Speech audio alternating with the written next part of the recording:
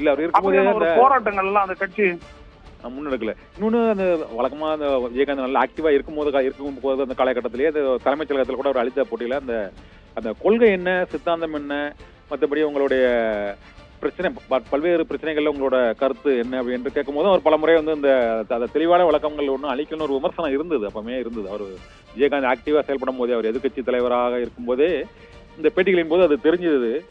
ஒருவேளை அந்த தெளிவு, அந்த சித்தாந்த தெளிவோ இல்லைன்னா அந்த நீங்க கூறியது போல அந்தந்த உள்ளூர் மட்ட அளவிலான மாவட்ட தலைவர்களை உருவாக்க விடாமலும் செயல்பட விடாமலும் இருந்ததும் தான் அந்த. அதனால 2011 வரை அந்த வளர்ச்சியானது அவருக்கு இப்படி ஒரு நம்பிக்கையை அளித்து விட்டதாக கருதலாமா சார்? 2005 அவர் ஆக்டிவா இருந்த வரைக்கும் தான் அது இருந்துச்சு. அவர் மருத்துவமனைக்கு போனது, அதுக்கப்புறம் அந்த அந்த வார்த்தைகளை பேச முடியாத இடத்துலயும் கூட, சரியா பேச முடியாத இடத்துலயும் கூட அவர் பொதுக்கூட்டத்துக்கெல்லாம் வந்தாரு, பேசினாரு, பரப்புரையில எல்லாம் ஈடுபட்டாரு. ஆனா அவருடைய செயல்பாட்டை மையமாக வைத்து இயங்கிய தேமுதிக அவருடைய செயல்பாடு முடங்கிய போது முடங்கி விட்டது. போனாங்க பிரேமலதா விஜயகாந்த் அப்பவும் தனித்த பரப்புரை பண்ணாங்க, ஒரு வேன் எடுத்துட்டு போயிட்டு அவங்க பண்ணாங்க. ஆனா அதுக்கு ஒரு ஈர்ப்பு இல்லை. ஏன்னா விஜயகாந்த் வந்துட்டு ஒரு நடிகர், அதே நேரத்துல வந்துட்டு எதையும் வந்துட்டு ஒரு துணிவோடு எடுத்துரைக்கக்கூடிய தெளிவு இல்லைனாலும் கூட அது ஒரு துணிவோடு எதையும் எடுத்துரைக்கக்கூடிய ஒரு தன்மை அவருடைய தலைமைக்கு இருந்துச்சு. அது மற்றவங்க கிட்ட இல்ல. மக்களும் அதை வந்துட்டு எதிர்பார்த்தாங்க, அதுல வந்துட்டு நிறைவேறல. எனவே அந்த கட்சியினுடைய வளர்ச்சி அப்படின்றது அன்னைக்கு அது முற்றுப்பெற்று விட்டுறது. அதனாலதான் பாத்தீங்கன்னா அவர் இல்லாத நிலையில வந்துட்டு எதையுமே செய்ய முடியாத நிலைக்கு போயிடுச்சு இந்த கட்சி. இப்பொழுது என்ன அப்படின்னோம்னா, சரி விஜயகாந்த் செயல்பட முடியல, அடுத்தபடியா ஒருத்தர் அடையாளம் காட்டுவோம் அப்படின்ற ஒரு கட்டாயம் தான் அது.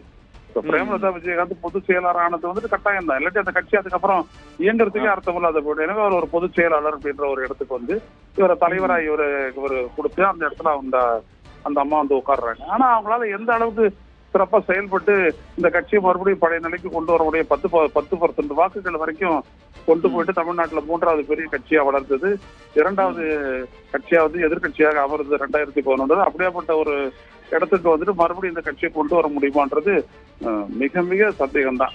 பொறுத்திருந்துதான் பார்க்கணும். அந்த ஒருவேளை அந்த கடந்த முறை அந்த சட்டமன்ற தேர்தலில் அதிமுகவோட கூட்டணி அப்படின்ற அவர்களே அறிவித்தார்கள். ஆனாலும் ஒரு உரிய ரெஸ்பான்ஸ் அந்த கட்சியில கிடைக்கல. அதனால விலக வேண்டிய ஒரு சூழ்நிலை ஏற்பட்டது. இப்ப இந்த நாடாளுமன்ற தேர்தலை பொறுத்தவரை அவங்க ஏதாவது 2 தரப்பிலும் அவர்கள் கூட்டணி வைப்பதற்கு வாய்ப்பு இருக்கா? பொதுவாகவே திமுகவோட கூட்டணி வந்து வச்சிருக்காங்களா சார்? வச்சதே இல்லைன்னு நினைக்கிறேன். இல்ல வச்சதில்ல.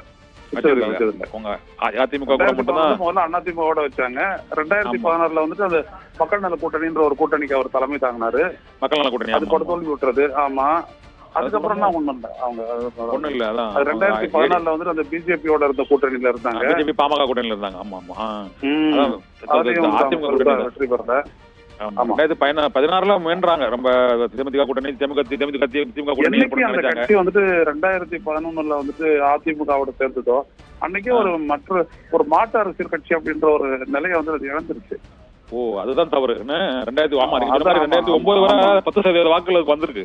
ஆமா, சீட்டு கிடைச்சது சார் 2011. நீங்க சொல்றீங்க. ஆனா 2011 அந்த எதிர்கட்சியா வளர்றதுக்கு அந்த கூட்டணி தானே காரணமா இருந்த கூட்டு தான் காரணமா இருந்தது. எதிர்கட்சியா வந்துட்ட உடனே எதிர்கட்சி அப்படின்ற ஒரு நிலையை அவர் தக்க வைக்கலையே. அது உண்மைதான். அந்த வளர்ச்சியை வீழ்ச்சிக்கு காரணமாயிட்டு அது வந்துட்டு ஜெயலலிதாவோட ஒரு மோதல் கடைபிடிச்சது வந்துட்டு மிக தவறானது. அதை விட கட்சிக்கு வந்துட்டு ரொம்ப நேர்த்தியான ஒரு நாடாளுமன்ற விவாதத்தை கொண்டு வந்தாங்க. ஆனா ஜெயலலிதா தான் தூண்டி விட்டாங்க அவங்களை அந்த மாதிரி செயல்பட வச்சு இழுத்து விட்டது. பொடிகாரன் சொல்லக்கூடிய அளவுக்கு வந்துட்டு அந்த முதலமைச்சர் வந்துட்டு முறைதோறி விமர்சனம் பண்ணாங்க இவரை.